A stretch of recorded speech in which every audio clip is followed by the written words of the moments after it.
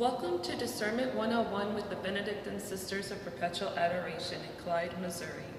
We would like to share with you some of our own personal discernment tips that have helped us along the way as we were seeking God's call in our lives. We hope that they may be a source for you as you seek to follow God's will in your own life. Hi. What was most helpful to me in my discernment, of course, was prayer, listening to the Lord, what He's calling you to do.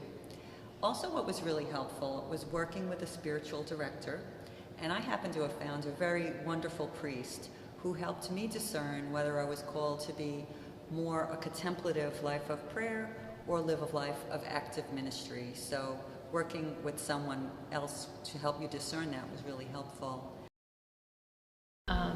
I was impressed by many things. Most of all, the life of prayer and community that I experienced there as I visited the sisters at our monastery.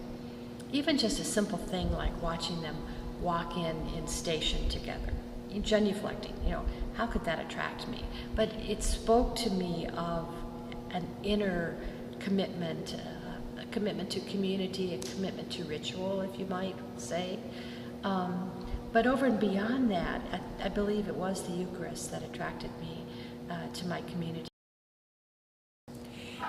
In my process of discernment about my religious life, I found one of the most important and helpful aspects was when someone shared with me I needed to try to know myself really well, because God created me to be who I am. And therefore, God would call me to a community that would help me to be who I am, that would be compatible with who I am, that would need the gifts specifically that God had given me and the personality that God had given me. It turned out I was looking for a community that could sing. I was looking for a community that could laugh. I needed a community that would accept the night owl and not do everything at 3 o'clock in the morning. A community that had a strong connection with family of origin, that would be a family within the community as well. These things are part of who I am, and it's also part of the community I joined. What I really found helpful when I was discerning were two things.